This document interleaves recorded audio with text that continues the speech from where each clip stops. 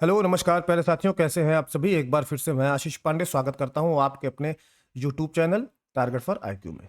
दोस्तों, मेरे द्वारा लगातार करंट अफेयर्स की सीरीज चलाई जा रही है जो कि हर किसी एग्जाम के लिए बहुत ही इंपॉर्टेंट है। एक से एक बढ़ के क्वेश्चन मैं लाता हूं और आप सब उसका आशा करता हूं नोट्स बना रहे होंगे, क्योंकि एग्जाम टाइम के पहले वो जरूरी है। एक कॉम्पैक्ट नोट जरूरी है जब आप एग्जाम देने जाएं। यहाँ तो आप इसको एक बार देख ही रहे हैं, याद करने की कोशिश कर ही रहे हैं, लेकिन जब एग्जाम टाइम में आप जाएंगे तो वो नोट्स बड़ी काम आने वाली है। तो आप प्लीज़ नोट जरूर बनाइए। चैनल पे नए हो तो सब्सक्राइब करके बेल आइकन दबा दीजिए ताकि जब भी वीडियो है उसका नोटिफिकेशन मिल जाए। और ज़्यादा से ज़्यादा शेयर लाइक कमेंट भी कर दिया करिए। पूरा वीडियो अंत तक देखिएगा, बहुत ही इंपॉर्टेंट क्वेश्चन है विद डिटेल्स। ठीक है, डिटेल के साथ है क्वेश्चन। और एक चीज़ और भी है, जैसे कि अक्टूबर चल रहा है तो अक्टूबर का जितना current affair daily by daily हो रहा है, मान के चलिए अगर 25 क्वेश्चन पर डे आ रहे हैं तो 30 दिन में कितने हो गए? लगभग 750 क्वेश्चन। 750 इंपॉर्टेंट क्वेश्चन, ऐसे नहीं एकदम क्रीम टाइप के क्वेश्चन। और उसके बाद एक बार जो अक्टूबर खत्म होगा तो फिर पूरे मंथ एंड का एक वीडियो भी आपके लिए मैं लेकर के आऊँगा। ठीक है, इसमें से जो सबसे इंपॉर्टेंट क्वेश्चन होंगे उनका एक वीडियो लेके आऊँगा। डे होगा, थीम होगा और सारी चीज़ें होगा। लेकिन पूरा आप देखिए, पूरा वीडियो उसको सब्सक्राइब जरूर कर लीजिए, शेयर कर दीजिएगा। देखिए पहला क्वेश्चन क्या कह रहा है दोस्तों। पहला क्वेश्चन कह रहा है कि भारत सरकार ने 1 अक्टूबर 2023 को किस प्रकार की सेवाओं को एकीकृत वस्तु एवं सेवा कर यानी कि आईजीएसटी से छूट दे दी है। किस प्रकार की सेवाओं को छूट दी है? देखिए, हवाई माल ढुलाई सेवाएं, समुद्री माल ढुलाई सेवाएं, सड़क माल ढुलाई सेवाएं या रेल माल ढुलाई सेवाएं। तो इसका सही जवाब है वो है आपका दोस्तों समुद्री माल ढुलाई सेवाएं। ठीक है, डिटेल देख लीजिए। भारत ने 1 अक्टूबर 2023 से समुद्री माल ढुलाई सेवाओं पर एकीकृत माल और सेवा कर आईजीएसटी को भुगतान से छूट दे दी है। इसका मतलब यह है कि जो आयातक हैं उनको अब विदेशी से शिपिंग माल की लागत पर आईजीएसटी का भुगतान करने की कोई आवश्यकता नहीं होगी। इस छूट से व्यवसायों के लिए आयात की लागत कम होने की उम्मीद है, जिससे भारतीय उत्पाद वैश्विक बाजार में अधिक प्रतिस्पर्धी बनेंगे। इससे देश में व्यापार और निवेश को बढ़ावा मिलने की भी उम्मीद। नेक्स्ट क्वेश्चन देखते हैं दोस्तों। किस देश की कांग्रेस ने आयकर को समाप्त करने वाले विधेयक को मंजूरी दे दी है? मतलब इनकम टैक्स ही नहीं लगेगा, इनकम टैक्स ही नहीं लगेगा। किस देश ने ये बड़ा सराहनीय काम कर दिया है? Brazil, Canada, Chile, Argentina. तो इसका जो सही जवाब है दोस्तों वो है आपका अर्जेंटीना ने इसको किया है। ठीक है, कलर थोड़ा बदल लेते हैं, रेड लेते हैं क्योंकि हाँ, तो इसको किया है अर्जेंटीना ने। ठीक है, डिटेल देख लीजिए। अर्जेंटीना की कांग्रेस ने एक विधेयक को मंजूरी दी है जो इनकम टैक्स को खत्म करेगा, आयकर को खत्म करेगा। अब इस बिल को सीनेट द्वारा मंजूरी मिलने की उम्मीद है, जिस पर पेरिनिस्टो का भी नियंत्रण है। यह विधेयक सभी अर्जेंटीना वासियों के लिए आयकर को समाप्त कर देगा, भले ही उनकी आय का स्तर कुछ भी हो। इससे पूंजीगत लाभ और लाभांश पर भी कर समाप्त हो जाएगा। सरकार का तर्क है कि यह विधेयक आर्थिक विकास को बढ़ावा देने और नौकरियां पैदा करने में मदद करेगा। क्वेश्चन नंबर 3 देखिए, हाल ही में किस शहर ने स्थानीय समुद्री शेरों की आबादी की सुरक्षा के लिए 2 लोकप्रिय समुद्र तटों को बंद कर दिया? ठीक है, स्थानीय समुद्री शेरों की आबादी की सुरक्षा के लिए 2 लोकप्रिय समुद्र तट को बंद कर दिया गया है। Los Angeles, San Francisco, San Diego या सिएटल। तो सही जवाब है इसका आपका option number C, San Diego ने इसको बंद किया है। और उन दोनों द्वीपों का जो समुद्र तट है उनका नाम देख लीजिए। ये उनके नाम है, पहला तो पॉइंट ला जोला। ठीक है, पॉइंट ला जोला नाम है एक का, और दूसरे का नाम है बूमर। ठीक है, बूमर को बचपन में आप लोग खाते होंगे बूमर, च्युइंगम आती थी एक, बिग बबूल और बूमर। ये वाला नहीं है, ये दूसरा है, लेकिन नाम मिलता जुलता बताया दे रहा हूँ आपको ताकि दिमाग में आपके बैठा रहे। तो बूमर और पॉइंट ला जोला को बंद कर दिया है। समुद्री तट समुद्री शेरों की एक बड़ी कॉलोनी का घर है और शहर उन लोगों की बढ़ती संख्या से चिंतित है जो जानवरों को परेशान और नुकसान पहुंचा रहे हैं। देखिए इंपॉर्टेंट क्वेश्चन आ गया है, विश्व पर्यावरण दिवस कब मनाया जाता है? बहुत इंपॉर्टेंट क्वेश्चन है। अक्टूबर का पहला रविवार, अक्टूबर का पहला बुधवार, अक्टूबर का पहला सोमवार या फिर अक्टूबर का पहला गुरुवार? तो इसका सही जवाब है आपका अक्टूबर का पहला सोमवार। ठीक है, देखिए इसकी थीम भी देख लेते हैं, थीम बहुत इंपॉर्टेंट है। देखिए, विश्व पर्यावरण दिवस प्रत्येक वर्ष अक्टूबर के पहले सोमवार को मनाया जाता है। यह हमारे आवासों की स्थिति पर विचार करने और प्रत्येक व्यक्ति के पर्याप्त आश्रय तक पहुंच के मौलिक अधिकार पर जोर देने का दिन है। इस वर्ष विश्व पर्यावरण दिवस लचीली शहरी अवस्थाएं और विकास और पुनर्प्राप्ति के चालक के रूप में ये थीम थी, इसको नोट कर लीजिएगा आप, इंपॉर्टेंट है थीम। ठीक है, थीम इसकी बहुत इंपॉर्टेंट है। लचीली शहरी अर्थव्यवस्थाएं विकास और पुनर्प्राप्ति के चालक के रूप में शहर। तो ये थी थीम इसकी, इसको नोट कर लीजिएगा। क्वेश्चन नंबर 5 क्या कर रहा है, भारत के प्रधानमंत्री द्वारा शुरू किए गए संकल्प सप्ताह का मुख्य उद्देश्य क्या है?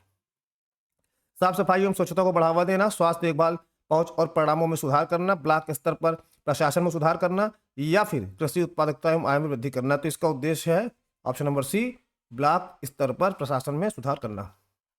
अगले दशक में एडीबी के पूंजी सुधारों से एशिया और प्रशांत क्षेत्र को कितनी फंडिंग मिलेगी? 100 बिलियन, 150 बिलियन, 200 बिलियन, 250 बिलियन। सही जवाब है आपका ऑप्शन नंबर ए, 100 बिलियन। सितंबर में यूरोजोन में मुद्रास्फीति की दर क्या थी? 5.2%, 6.1, 4.3, 2.0। सही जवाब है आपका ऑप्शन नंबर सी, 4.3%। आठवां देखते 2023 विश्व बैडमिंटन चैंपियनशिप में महिला एकल स्पर्धा में स्वर्ण पदक किसने जीता? एक Seyoung, Carolina Marin, Chen Yufei, Akane, Yamaguchi. तो इसका जो सही जवाब है वो आपका ऑप्शन नंबर ए, एक सेयंग। ठीक है, ये दक्षिण कोरिया की हैं। ठीक है, ये है दक्षिण कोरिया की, और इन्होंने 2023 विश्व बैडमिंटन चैंपियनशिप में महिला एकल स्पर्धा में फाइनल में किसको हरा दिया है? स्पेन की किसको हरा दिया? कैरोलिना मारिन को हरा दिया। ठीक है, कैरोलिना मारिन को, ये रनअप रही और स्वर्ण पदक जीता। तो अगर इनको स्वर्ण पदक मिला है तो अगर पूछ रहे रजत पदक किसको मिला होगा, तो जाहिर सी बात इन्होंने जिसको हराया होगा उसको मिला होगा। तो कैरोलिना मारिन को रजत पदक यानी कि सिल्वर मेडल मिला। ठीक है, और ऐसा करने वाली ये दक्षिण कोरिया की पहली महिला बनी। ठीक है, फर्स्ट वुमेन बनी है।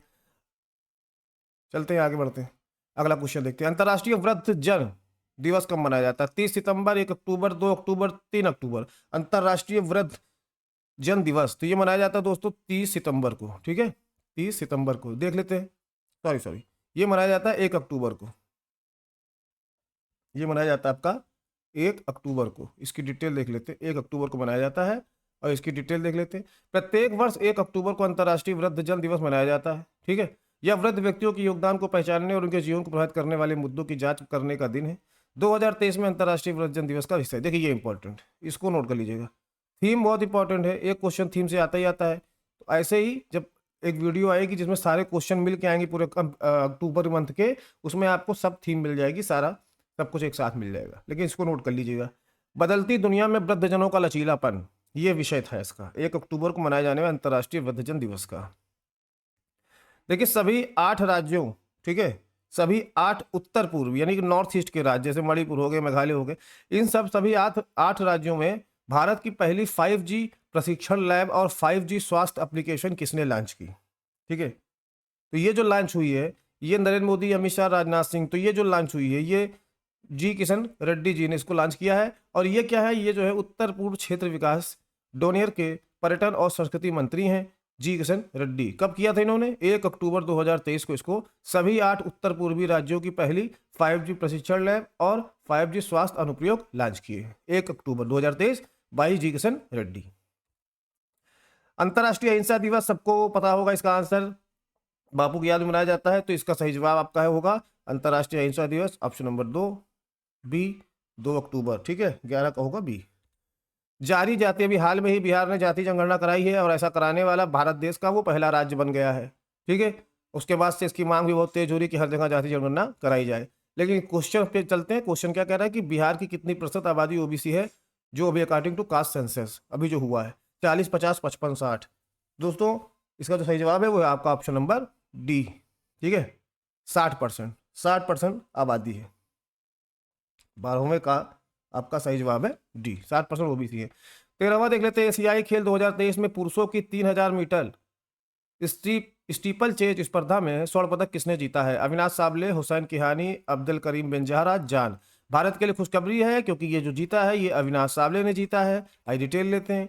भारतीय स्टीपल चेज सनसनी, इनको सनसनी कहा गया। अविनाश साबले ने एशियाई खेल 2023 में पुरुषों की 3000 मीटर स्टीपल चेज स्पर्धा में गोल्ड मेडल हासिल किया है।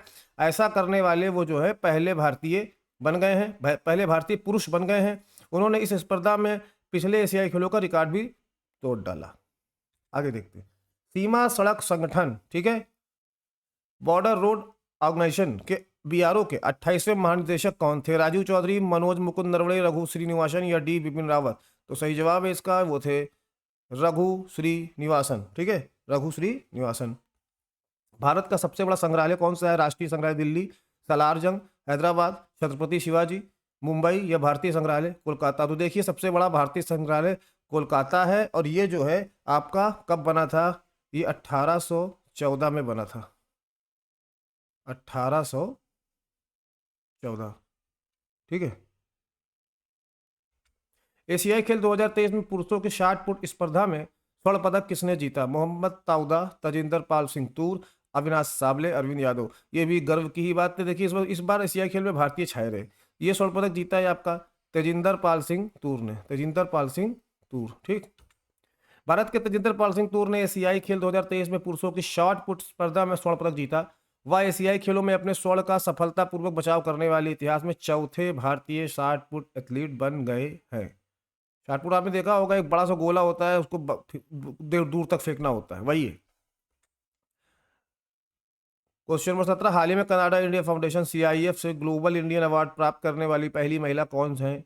देखिए इनके बारे में आपको बता दूं, ये जो है इन्फोसिस के जो चेयरमैन है मूर्ति साहब, उनकी वाइफ हैं। इनकी जो बेटी हैं अक्षरा मूर्ति, उनके जो हस्बैंड है वो है ऋषि सुनक, ब्रिटेन के PM है, और इनका नाम है सुधा मूर्ति। ठीक है, इनका नाम है सुधा मूर्ति। देखिए प्रसिद्ध लेखिका है, परोपकारी है।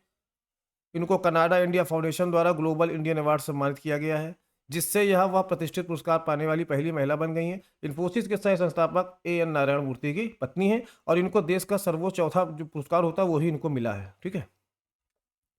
18/2023 एशियाई खेलों में महिलाओं की 5000 मीटर में स्वर्ण पदक किसने जीता? ऐसा करने वाली तीसरी भारतीय ट्रैक और फील्ड एथलीट बन गई हैं। तो इसका जो सही जवाब है वह है आपका पारुल चौधरी। पारुल चौधरी ने जीता। ठीक, पारुल चौधरी ने जीता है। विश्व अंतरिक्ष सप्ताह 2023 कब मनाया जाता है? देखिए विश्व अंतरिक्ष सप्ताह 2023 कब मनाया जाता है? ये मनाया जाता है 1 से 7, 5 से 11, 4 से 10, 3 से 9। देखिए ये मनाया जाता है C 4 से 10 अक्टूबर। अब इसके पीछे रीजन क्या है वो देख लेते हैं। विश्व अंतरिक्ष सप्ताह, वर्ल्ड स्पेस वीक, ठीक, ये कब हुआ, इसके पीछे रीजन क्या है? देखिए विश्व अंतरिक्ष सप्ताह 2023 की थीम देख लीजिए, बहुत इंपॉर्टेंट है ये। थीम क्या थी? अंतरिक्ष और उद्यमिता। ठीक है, अंतरिक्ष और उद्यमिता है, ये थीम है, अंतरिक्ष और उद्यमिता। इसको नोट कर लीजिएगा आप लोग, ये थीम इंपॉर्टेंट है। यह विषय वाणिज्यिक अंतरिक्ष उद्योग के उभरते परिदृश्य और इसके बढ़ते प्रभाव को रेखांकित करता है। इतिहास देख लीजिए थोड़ा सा। वर्ल्ड स्पेस वीक को संयुक्त राष्ट्र महासभा द्वारा 6 दिसंबर 1999 को, ठीक है, 6 दिसंबर 1999 को घोषित किया गया। अब 4 से 10 ही क्यों रखा गया देख लीजिए। 4 अक्टूबर, इस दिन क्या हुआ था? 4 अक्टूबर 1957 को पहले कृत्रिम उपग्रह, ठीक है, जिसका क्या नाम था? जिसका नाम था स्पुतनिक। ठीक है, स्पुतनिक के प्रक्षेपण और यानी कि लॉन्च हुआ। और 10 अक्टूबर को 1967 को चंद्रमा और अन्य खगोलीय पिंडों सहित बाहरी अंतरिक्ष की खोज और उपयोग में राज्यों की गतिविधियों को नियंत्रित करने वाले सिद्धांतों पर संधि के लागू होने की याद दिलाती है। इसीलिए 4 अक्टूबर से 10 अक्टूबर के बीच में मनाया जाता है। ठीक है दोस्तों, नोट कर लीजिएगा इसकी थीम। क्वेश्चन नंबर 20, हाल में ही किस देश ने दक्षिण पूर्व एशिया की पहली हाई स्पीड रेलवे परियोजना वूश लॉन्च की है? Thailand, Malaysia, Indonesia, Philippines. ठीक है, तो इसका जो सही जवाब है वो है आपका इंडोनेशिया। और अभी भारत में कौन सी हुई है?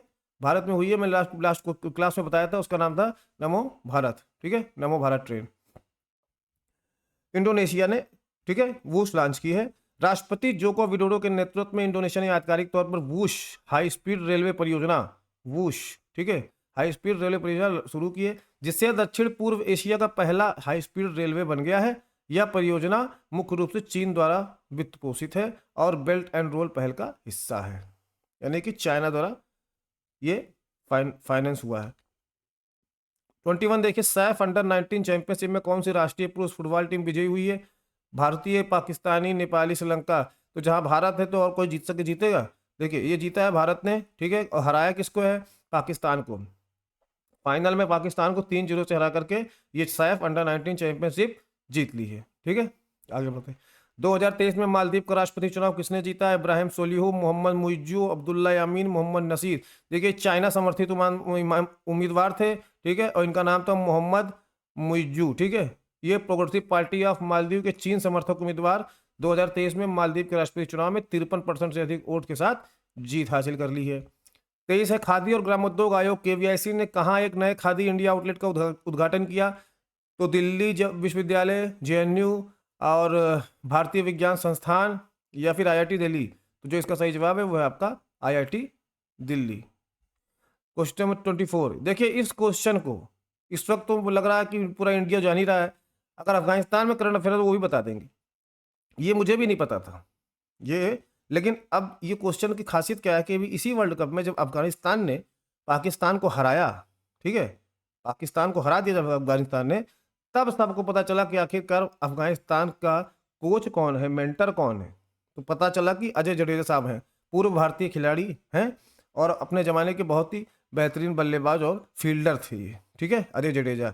ये हैं अफगानिस्तान के mentor. ICC cricket world cup 2023 में अफगानिस्तान क्रिकेट टीम के लिए मेंटर के रूप में अजय जडेजा है। इस अब देखिए अफगानिस्तान ने इस बार बड़ा उलटफेर किया, ठीक है, पाकिस्तान को भी हराया, इंग्लैंड को भी हराया, ठीक है। आगे बढ़ते हैं। हाल ही में किसने भारतीय नौसेना में नौसेना स्टाफ के उप प्रमुख का पद संभाला है?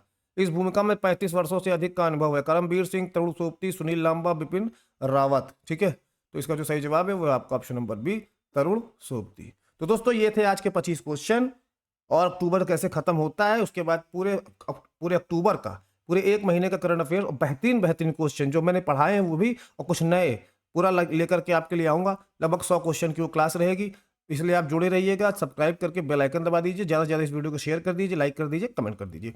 मिलते हैं आपसे अगली वीडियो में, तब तक के लिए जय हिंद, जय भारत।